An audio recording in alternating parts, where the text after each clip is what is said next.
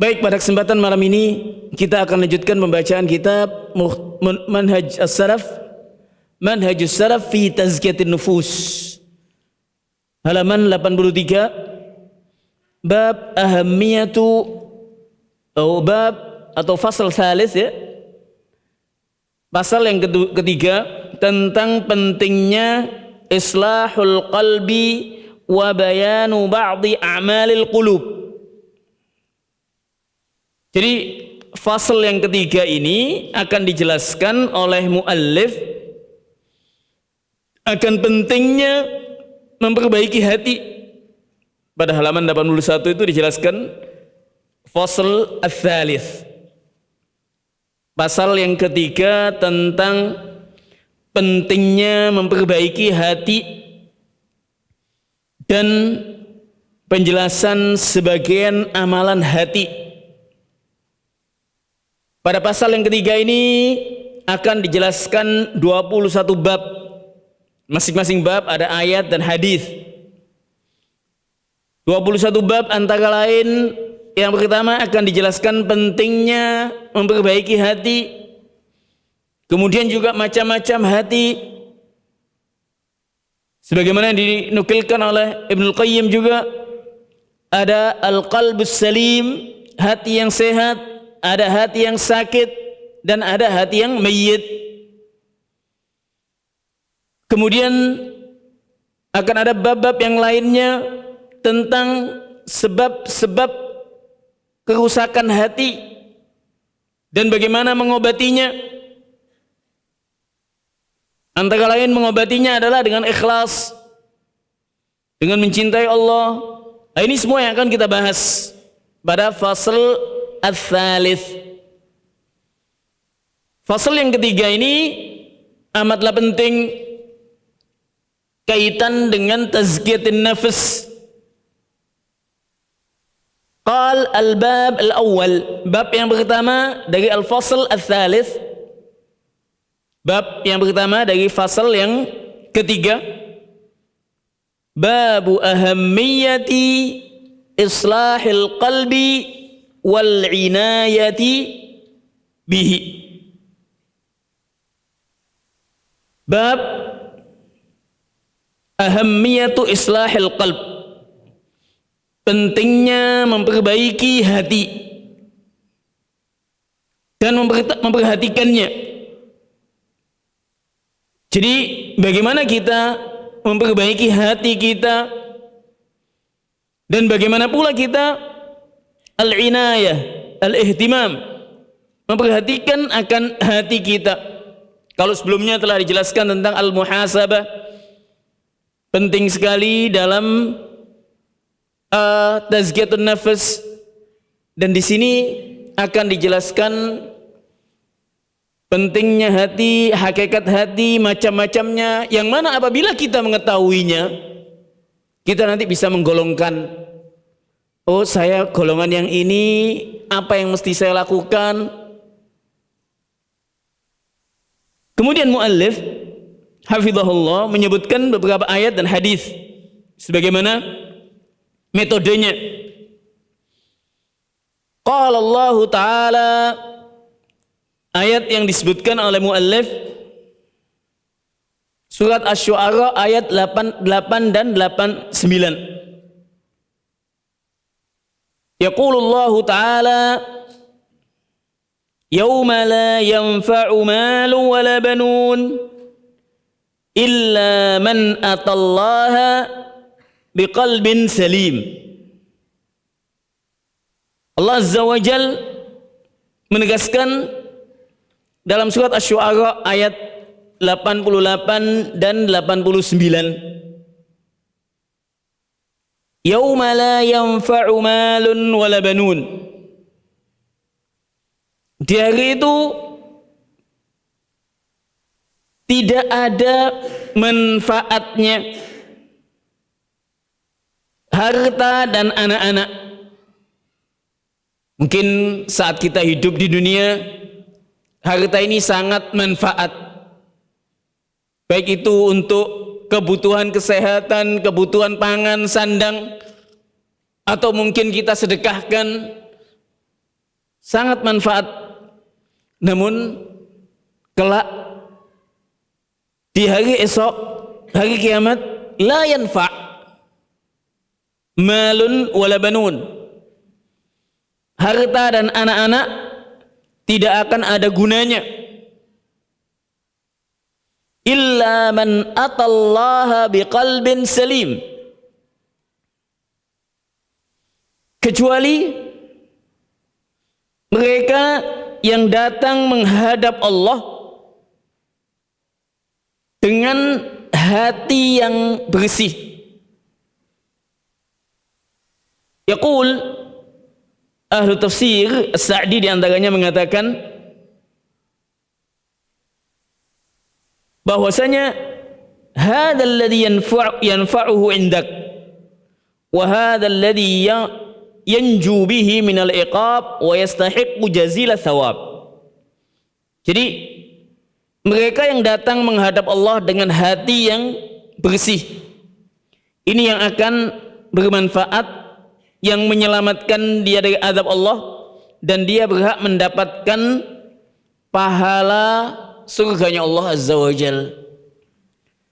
Yang menjadi pertanyaan, ma huwa al-qalb as-salim?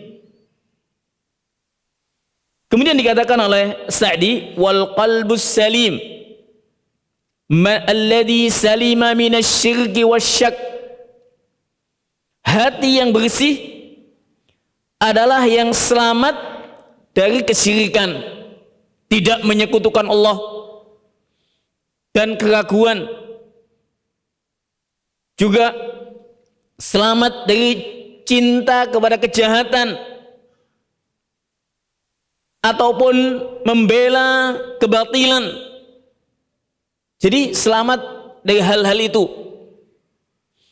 Artinya apa? Hati yang disifati dengan ikhlas, hati yang disifati dengan ikhlas, al-ilm, al-yaqin, ilmu, keyakinan yang mantap kepada Allah, kepada ajaran Islam, cinta kebaikan, demikian pula mengamalkan kebaikan. Inilah hati yang selamat. Sebagian mengatakan qalbun salim ay la syirka fihi wala nifaqa wala riya'a wala ujb, yaitu hati yang tidak ada kesyirikan, tidak menyekutukan Allah, tidak nifaq.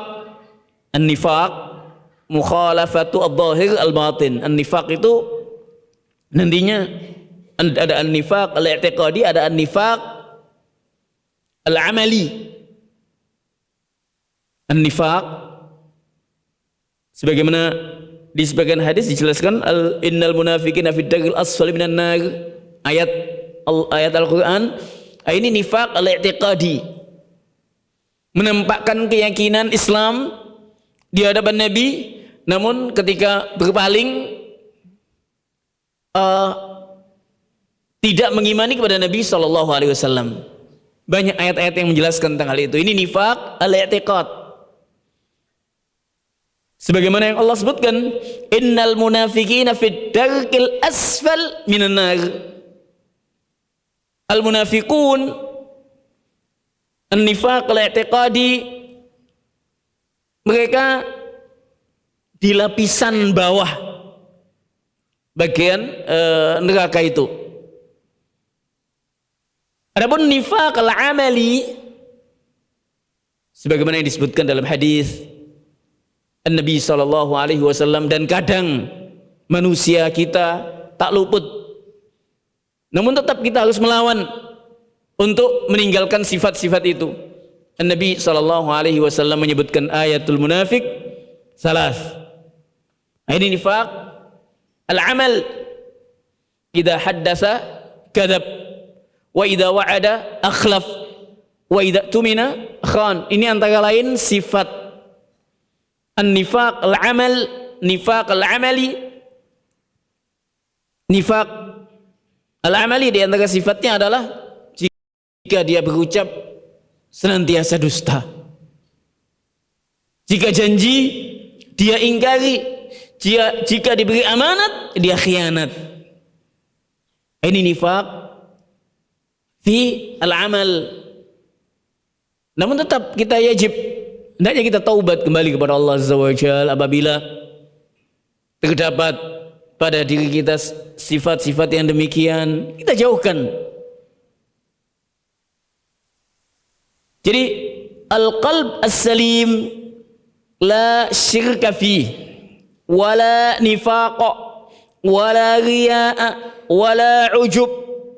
Tidak ada riya dan tidak ada ujub. Ini yang akan selamat, yang akan mendapatkan balasan sebagaimana tadi, wa yastahiqqu jazilat thawab. Sa'di mengatakan mereka ini yang memiliki al-qalb as-salim berhak mendapatkan pahala yang besar dan selamat dari adab Allah Azza wa Jalla. Jadi kelak harta dan anak-anak tidak ada faedahnya. Qad yaqulu qail, bagaimana dengan hadis idza matal insanu inqata amalu illa min thalath, shadaqatin jariyah aw ilmin yuntafa'u bi aw waladin salih yad'ulah. Kalau kita lihat pada hadis ini, sedekah jariyah adalah harta yang manfaat bagi al-mayyit. Waladin salih yad'ulah adalah anak yang manfaat bagi al-mayyit. Naam, dikatakan oleh ahlul ilmi wa yantafi bimalih alladhi anfaqahu fi sabilillah wa bi abnaihi alladhina yad'una lah. Setelah keimanan kepada Allah yang tidak diselubungi atau yang tidak ada kesyirikan, setelah ketauhidan kepada Allah, harta anak-anak itu manfaat dalam beberapa keadaan. Jika harta itu dinafkahkan, dibelanjakan karena Allah, sebagaimana sedekah jariyah, yantafi, seorang akan mengambil manfaat. Naam, misalkan seorang sedekah, baik itu buat sumur, buat masjid, sedekah jariyah, yasil manfaat hartanya baginya. Demikian pula anak yang mendoakan kebaikan, senantiasa meminta ampun kepada orang tuanya, memohonkan ampunan. Bahkan dalam hadis disebutkan, salah satu hadis disebutkan ada seorang yang mendapatkan tempat yang tinggi di surga. Ketika ditanya, kok bisa aku ini mendapatkan, dari mana aku mendapatkannya? Disebutkan dalam hadis itu, bistighfari waladikalak, karena anakmu senantiasa memohonkan ampunan untukmu. Ya, yang demikian akan manfaat. Jadi intinya al-qalb as-salim. Yang pertama, hati bersih dari kesyirikan, dari kemaksiatan, dari kenifakan, riya, sum'ah, dan juga tidak menyekutukan Allah. Kemudian harta dan anak-anak apabila apabila dibelanjakan fi sabilillah, karena Allah, ikhlas karena Allah. Demikian pula anak-anak yang mendoakan orang tuanya, maka ini pun akan bermanfaat bagi al-mayyit nantinya. Wa qala an-nabiy sallallahu alaihi wasallam, jadi ayat tadi menjelaskan tentang pentingnya hati yang bersih, yang selamat dari kekufuran, nifak, kesyirikan dan yang lainnya. Wa qala An-Nabi sallallahu alaihi wasallam, kemudian muallif menyampaikan hadis. Ala wa inna fil jasadi mudghah idza salahat salahal jasadu kulluh wa idza fasadat fasadal jasadu kulluh. Ala wa hiyal qalbu. Hadis ini termasuk sebagian ahlul ilmi mengatakan di antara 4 hadis alladzi 'alaiha madaruddin, yang menjelaskan akan ajaran Islam. Salah satunya adalah hadis ini. Hadis ini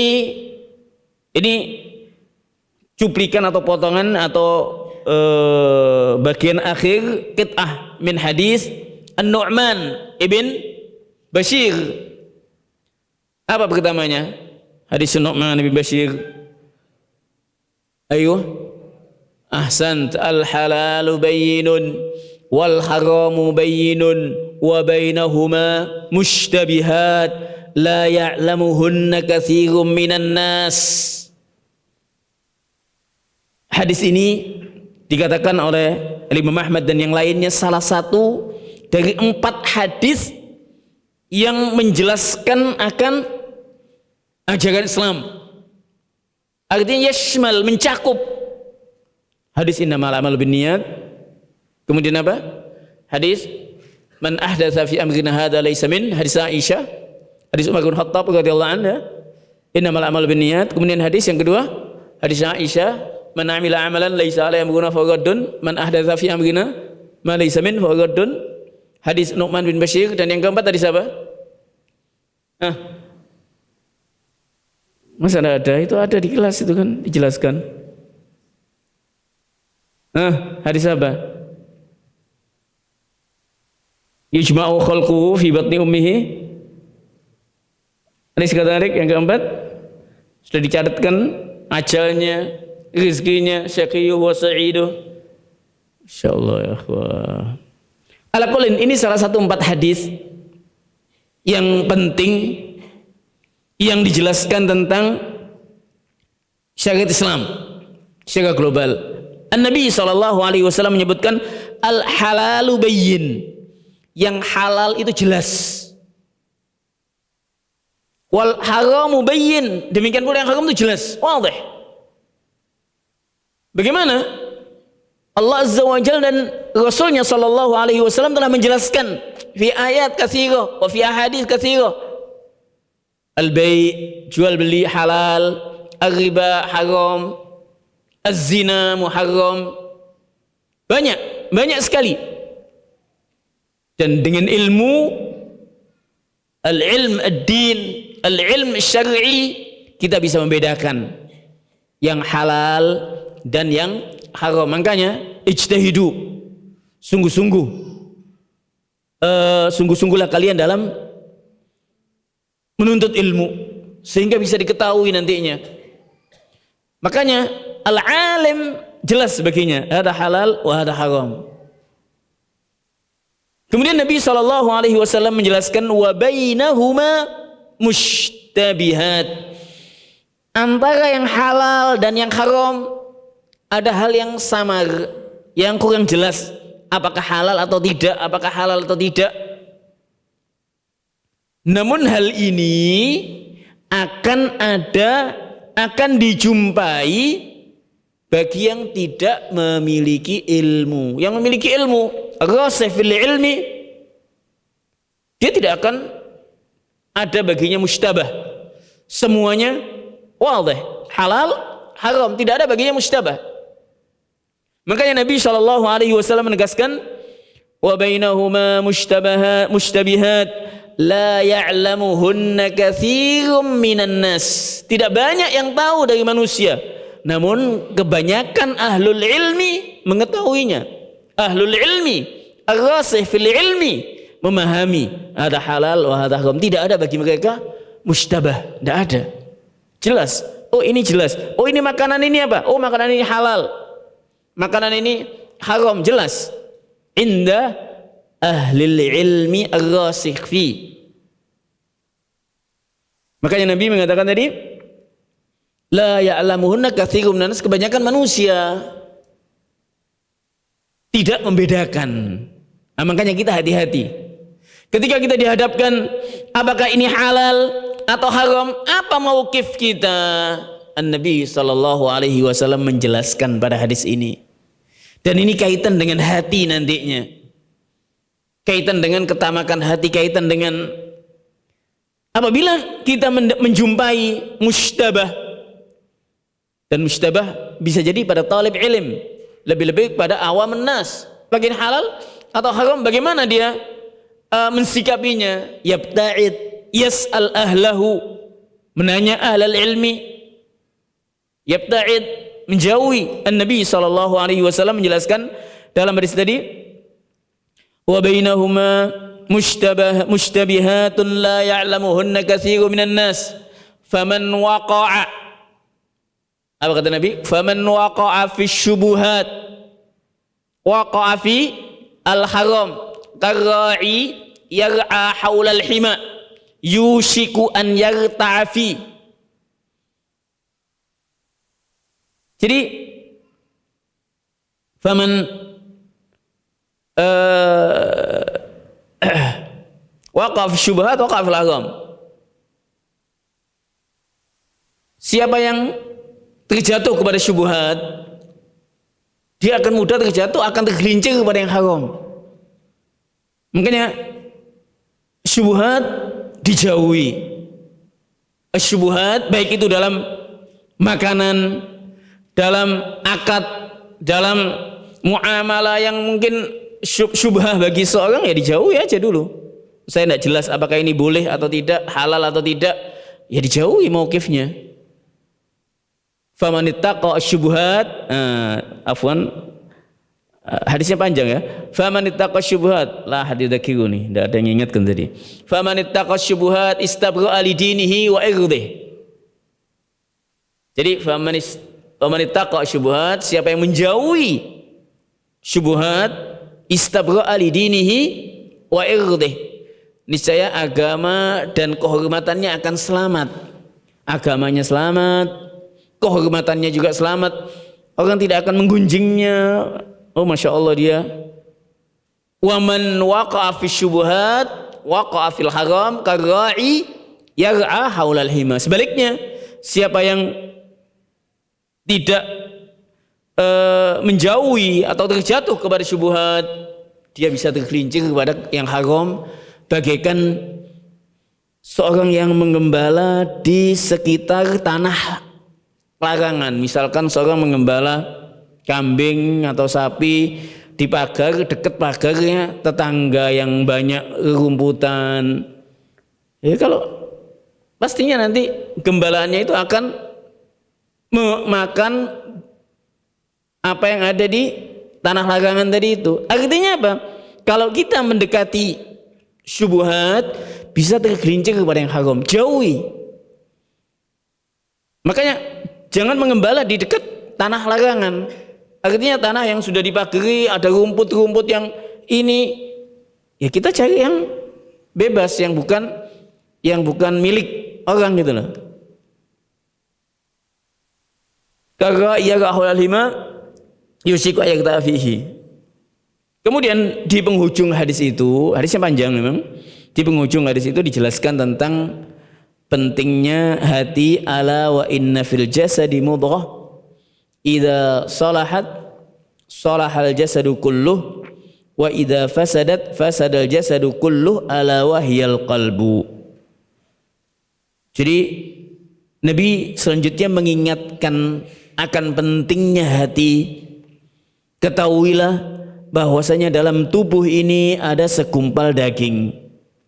Bila mana baik, maka baik pula anggota badan yang lain. Mata akan baik, tangan, kaki, pendengaran dan lain semua akan baik. Wa idza fasadat, namun jika segumpal daging tadi fasad, rusak, maka anggota badan yang lainnya juga akan rusak. Tangan ikut rusak, mata, telinga, mulut, kaki ikut rusak semuanya. Ala wahiyal qalb. Ketahuilah yang dimaksud, yang disebutkan itu adalah al-qalb, hati. Hati dijelaskan oleh Imam Ibnu Qayyim nantinya dalam kitab ini juga, malik, bagaikan penguasa raja dari anggota tubuh ini yang menguasai. Hati mengatakan pukul sana, tangan yang mukul kan. Caci sana, lisan yang mengatakan. Hati yang, kalau hati baik, dia akan melakukan hal yang baik. Artinya apa? Anggota badannya akan baik, menjaga lisannya, semua kembali kepada hati. Ketika seorang yaktatil, istilahnya baku bunuh ya, saling membunuh. Ini baku bunuh ini di sini, ingat ini. Saling menggunjing atau saling, sebabnya apa? Hatinya. Kalau hatinya baik, tidak akan melakukan hal itu. Demikian pula anggota yang badan yang lainnya. Makanya dikatakan oleh Ibnu Qayyim, dan ini dinukilkan juga riwayat ucapan Abu Hurairah, innal qalba malikun wal a'dha'u junuduh. Hati itu adalah raja yang menguasai, anggota tubuh. Wa al a'dha, anggota badan ini adalah pasukannya, bala tentaranya. Sekali lagi, hadis ini hadis diriwayatkan oleh Imam Muslim dan juga Bukhari dan Ashabus Sunan, hadis Nu'man bin Bashir tentang pentingnya hati. Apabila hati itu baik, maka anggota badan manusia akan baik. Makanya al-mu'min daiman fi khair. Beda dengan al-kafir, al-musyrik, al-munafik. Coba antum bedakan dalam perilaku sifatnya. Al-mu'min al-haqiqi, man salimal muslimuna min lisanihi wa yadihi. Nah, itu kan dikatakan oleh Nabi sallallahu alaihi wasallam. Yang selamat, yang orang lain itu selamat, muslim yang lainnya itu selamat dari gangguan lidah dan tangannya. Banyak sekali. Tapi kalau al-munafik, al-kafir, al-musyrik, karena hatinya sudah fasad, rusak, maka amalannya pun ikut rusak. Wahada musyahad. Ini semua bisa kita saksikan, bisa kita lihat dalam kehidupan kita. Wa an Abi Hurairah radhiyallahu an qala Rasulullah sallallahu alaihi wasallam, innallaha ta'ala la yanzuru ila suwarikum wa amwalikum walakin yanzuru ila qulubikum wa a'malikum. Hadis diriwayatkan oleh Imam Muslim. Hadis ini pun menjelaskan tentang pentingnya al-qalb wal amal kadzalik. Dan ini, dan riwayat yang sahih ada tambahan wa a'malikum.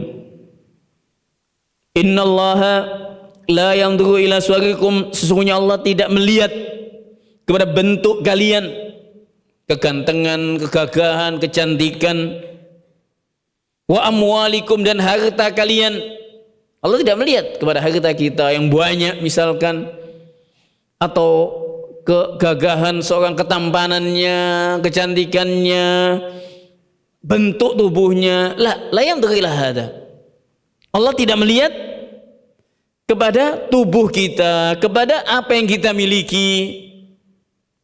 Namun tetap tubuh kita, apa yang kita miliki, mas'ulun amam Allah. Baik tubuh kita, ketampanan, kecantikan, bentuk tubuh kita, ataupun juga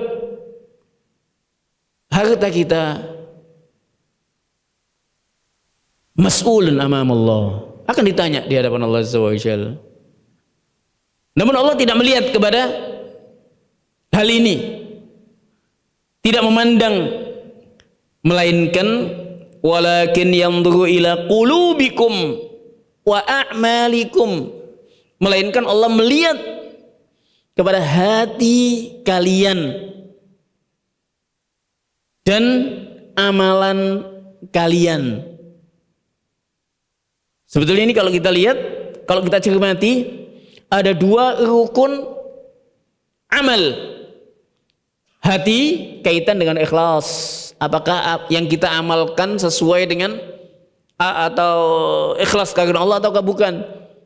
Amalan kita apakah sesuai dengan tuntunan Nabi ataukah tidak? Hati dan amalan kita. Sekali lagi hadis ini menjelaskan tentang pentingnya melakukan perbaikan hati, memperhatikan hati dan juga amalan yang kita lakukan. Hadis yang ketiga lebih jelas lagi. Hadis yang ketiga, hadis Hudzaifah ibn al-Yaman. Hadis Hudzaifah ibn al-Yaman radhiyallahu an, yang mana Hudzaifah dikenal, disebutkan dalam sebagian bahwasanya Hudzaifah ini dikenal dia mengetahui detail tentang fitnah. Bagaimana fitnah akan terjadi, karena beliau radhiyallahu an mendengar dari Nabi sallallahu alaihi wasallam. Disebutkan dalam hadis Hudzaifah ibn al-Yaman, hadisnya panjang sebetulnya, yang diriwayatkan oleh Imam Muslim panjang, namun di sini diambil pokoknya. Jadi kalau diriwayatkan oleh Imam Muslim itu panjang, lafadznya suatu ketika disebutkan oleh Hudzaifah bin al-Yaman dalam riwayat Imam Muslim, suatu ketika kami duduk dengan Umar bin Khattab radhiyallahu anhu sebagai khalifah saat itu. Kemudian Umar bin Khattab mengatakan, siapa di antara kalian yang mendengar Nabi sallallahu alaihi wasallam menyebutkan tentang fitnah, tentang hadis fitnah? Sebagian mengatakan kami mendengar, sebagian sahabat mengatakan kami mendengar ya wahai Umar. Kemudian dikatakan coba sebutkan. Ada yang mengatakan fitnahnya seorang laki-laki pada keluarganya, tetangganya. Kemudian orang katakan bukan itu yang saya maksud. Kalau itu bisa, fitnah yang itu, ujian yang itu, cobaan itu bisa dihapus dengan sholat, puasa, sedekah. Namun siapa yang menyebutkan, yang mendengar dari Nabi SAW fitnah yang bagaikan gelombang di lautan, semua pada diam, tidak ada yang sahabat-sahabat yang lain diam. Kemudian Hudzaifah mengatakan ana. Kemudian Hudzaifah menjelaskan bahwasanya Nabi SAW bersabda, tu'radul fitanu 'alal qulubi kal hasiri 'udan 'uda fa ayyu qalbin usribaha nuqita fihi nuqtatun sauda wa ayyu qalbin ankaraha nukita fihi nuqtatun bayda hatta tasira ala qalbain. Jadi Hudzaifah menyampaikan bahwasanya dipaparkan fitnah ini. Al-fitan adalah imtihan wabtila. Jadi imtihan yang antum jalani dalam pekan ini, imtihan tulis itu hayyin sahal. Kalau tuh tidak lulus bisa ngulang lagi semester depan, bisa ijtihad lagi. Mungkin kesuksesan yang tertunda itu ada kegagalan adalah kesuksesan yang tertunda katanya kan, istilahnya kan. Tapi kalau imtihan dalam dunia, cobaan yang Allah timpakan kepada kita kemudian kita tidak lulus, nah itu yang musibah, wa ma ba'daha musibah. Tidak ada musibah yang lebih besar dari itu. Apabila dia gagal dalam menjalankan perintah Allah, dalam menahan hawa nafsunya, dan untuk diketahui bahwasanya yang dinamakan ibtila dan imtihan itu bukan hanya kesempitan rezeki ya, cobaan yang dialami, bisa jadi karunia yang Allah karuniakan kepada manusia, rezeki yang Allah limpahkan kepada manusia, anak-anak yang Allah karuniakan kepada orang tua seorang, bisa jadi itu fitnah. Innama amwalukum wa auladukum fitnah. Sesungguhnya harta kalian, anak-anak kalian fitnah. Dan Allah Azza wa Jalla menegaskan pada ayat yang lain, wa nabluukum bil khairi bisyarri wal khairi, istilah ayat malaya man yadhkur wa nabluukum la hada ayat wa nabluukum bisyarri wal khairi fitnah wa ilaina turja'un. Wa yahudi wa nabluukum bil khairi atau bisyarri dulu? Wa nabluukum ainal khufat. Allah musta'an. Hakadha nahnu.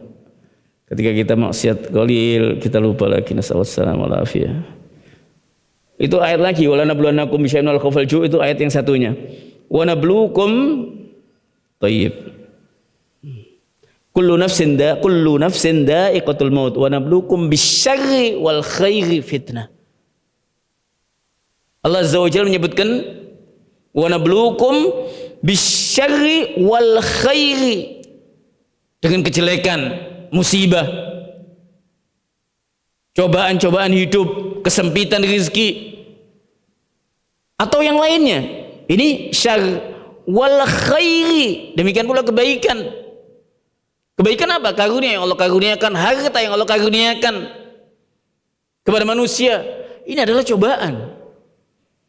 Kalau seorang tidak bisa membelanjakannya dengan betul, maka akan menjadi malapetaka baginya.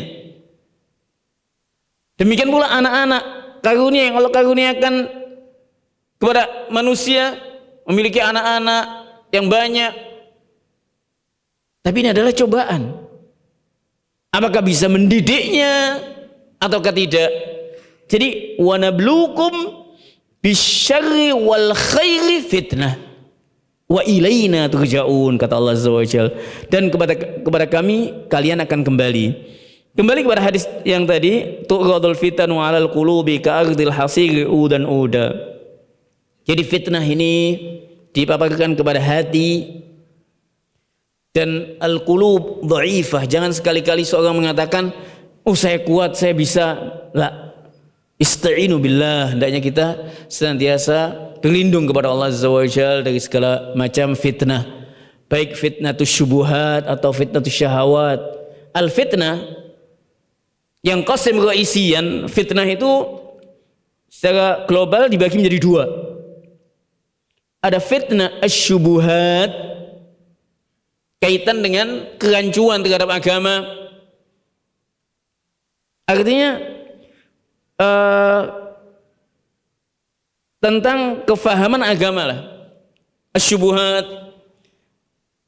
Dan yang kedua asyahawat, kaitan dengan maasi, kaitan dengan kemungkaran. Nah, ini semua kemungkaran ini bisa jadi kemungkaran kaitan dengan agama juga bisa ya, al-bid'ah dan yang lainnya ya. Nah, itu nanti kaitan dengan syubhat. Kalau kemungkaran maasi bisa juga masuk kepada asyahawat. Dan nanti akan dijelaskan pula bagaimana menghadapi dua fitnah ini. Secara global menghadapi fitnah ini dengan bil ilmi was sabr, dengan ilmu, dengan yakin akan ajaran Nabi sallallahu alaihi wasallam, memahami sunnah-sunnah Nabi sallallahu alaihi wasallam, ilmu agama, maka bisa selamat dari fitnah apa? Asyubuhat. Dengan ilmu agama seorang akan terhindar dari fitnah asyubuhat. Wa bisabr, dengan kesabaran seorang bisa terhindar dari fitnah asyahawat. Sabar tidak mengikuti hawa nafsunya, tidak melakukan yang mungkar, tidak melakukan yang maksiat. Dua hal ini obat dari dua fitnah, baik fitnah asyubuhat atau fitnah asyahawat. Yaqul an-nabiy sallallahu alaihi wasallam, di sini panjang sebetulnya, tughadul fitanu 'alal qulubi kal hasiri udan uda.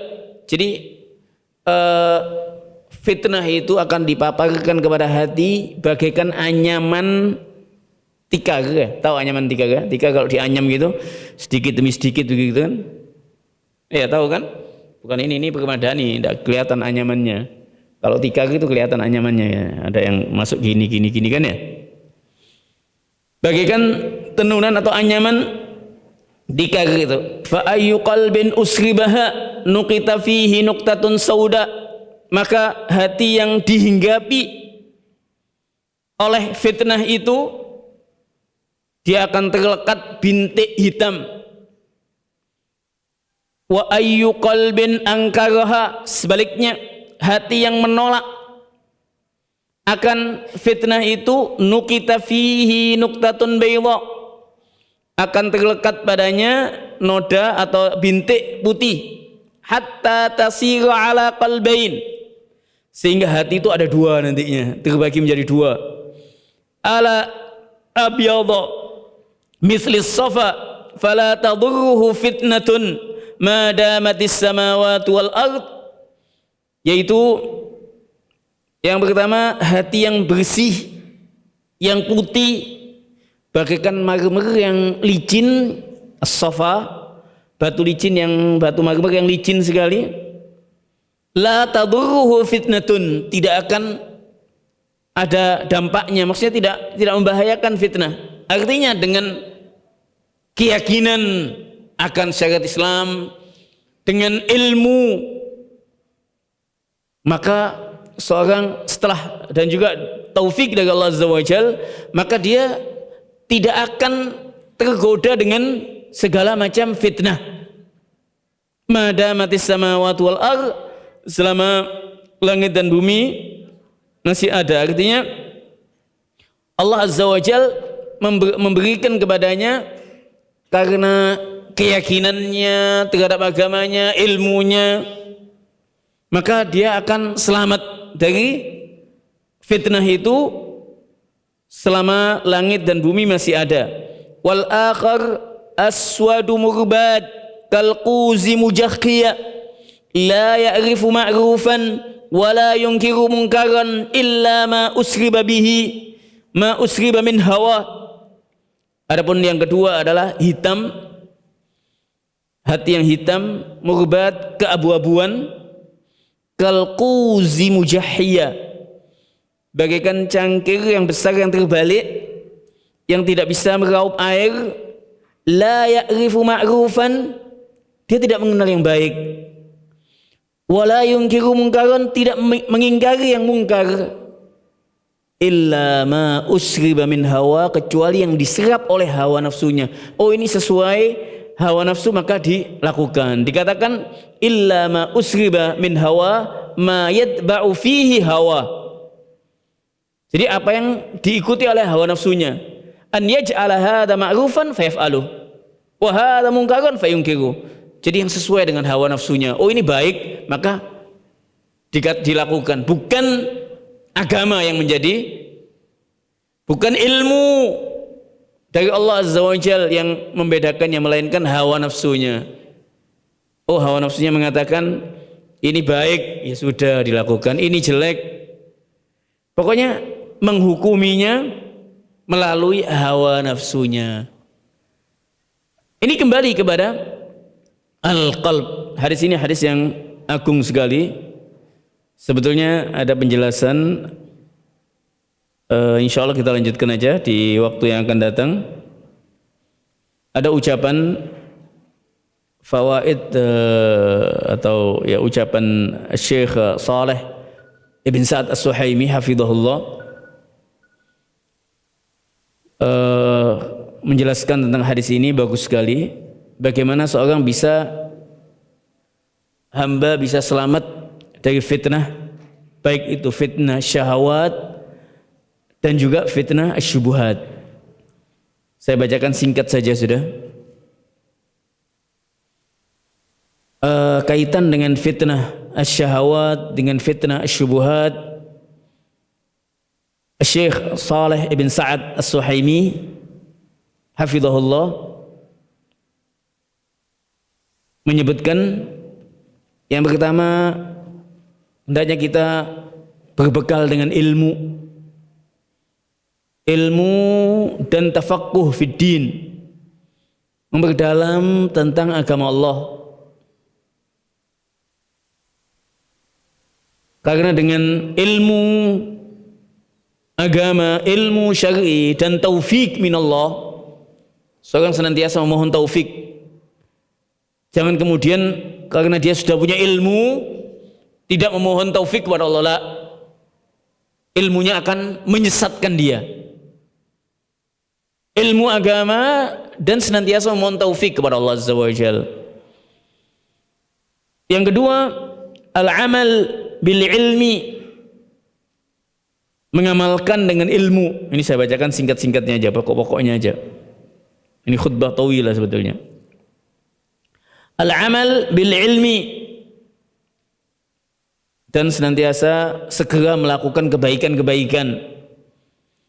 Yang ketiga, yang bisa menyelamatkan dari fitnah asyubuhat dan syahwat, musahabatul akhyar, berteman dengan teman yang baik dan menjauhi teman-teman yang jelek, teman-teman yang jahat, teman-teman yang membawa kepada fitnah, dijauhi. Yang keempat, al-jid wal ijtihad fil luju' ila Allah, senantiasa memohon kepada Allah, berdoa, wa du'a wa taharril awqatil munasibah lid du'a wa an yaqika Allah syarral fitan. Jadi senantiasa memohon kepada Allah diselamatkan dari segala bentuk fitnah. Mungkin di akhir malam memohon kepada Allah Azza wa Jalla diselamatkan dari segala fitnah. Sekali lagi, jangan kemudian saya sanggup, saya bisa menghadapi fitnah ini. Jika Allah memberi saya harta, saya bisa jangan sekali-kali mengatakan demikian.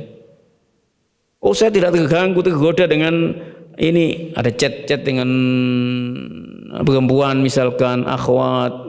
Intabih, hati-hati. Hati Islam. Tidak ada yang selamat. Yusuf alaihissalam sempat digoda. Laula Allah Azza wa Jalla, kalau bukan karena Allah Azza wa Jalla menyelamatkannya, maka dia akan tergelincir. Kemudian jadi senantiasa memohon kepada Allah Azza wa Jalla dijauhkan, diselamatkan dari segala fitnah. Kemudian yang keenam dikatakan oleh Syekh, Allah tata'arad lil fitan, hendaknya jangan sekali-kali mendekati fitnah, jauhi fitnah itu. Bahkan jangan sekali-kali iyak antakul ana aktahimuha wa astati'u muqawamataha. Jangan sekali-kali mengatakan saya sanggup melawan ini fitnah ini saya. Jauhi. Al-qulub dha'ifah wasyubah khattafah. Bahwasanya hati ini lemah. Syubhat-syubhat itu sangat istilahnya bisa menyengat atau bisa memberi kita pemikiran yang jelek. Demikian pula ma'asi. Awal fitan. Yang ketujuh, tandifu baitika min kulli amrin yuaddi ila hadil fitan. Membersihkan rumah kita dari segala hal bentuk fitnah. Apalagi sekarang ini jawalat, fadhaiyat. Kadang fitnahnya besar sekali. Asyahawat khususnya. Demikian pula syubuhat.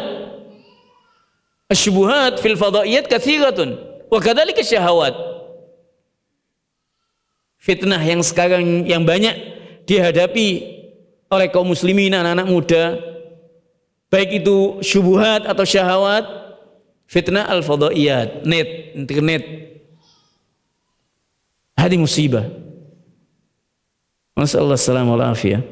Kemudian yang kedelapan, ar-ruju' ilal ulama, senantiasa kembali kepada ulama ar-rabbaniyin,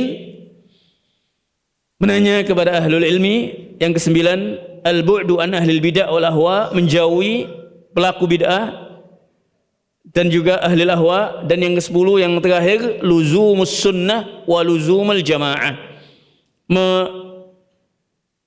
mengikuti as-sunnah Nabi SAW dan senantiasa menjaga al-jamaah. Ini 10 nasihat yang disampaikan oleh Syekhuna Syekh Shalih bin Sa'ad As-Suhaimi hafizahullahu taala. Insyaallah akan kita lanjutkan bahasan tentang hati ini, hadis yang lain. Di antara pentingnya hati yang akan dijelaskan, doa yang diajarkan oleh Nabi SAW, ya muqallibal qulub tsabbit qulubana ala dinik, ya musarrifal qulub sarrif qulubana ala ta'atik. Nah, ini pentingnya hati. Allah Azza wa Jal yang memiliki hati kita, yang membolak-balikkan. Wa ma summiyal qalbu illa li'annahu yataqallab. Tidaklah dinamakan hati karena dia hati itu yataqallab.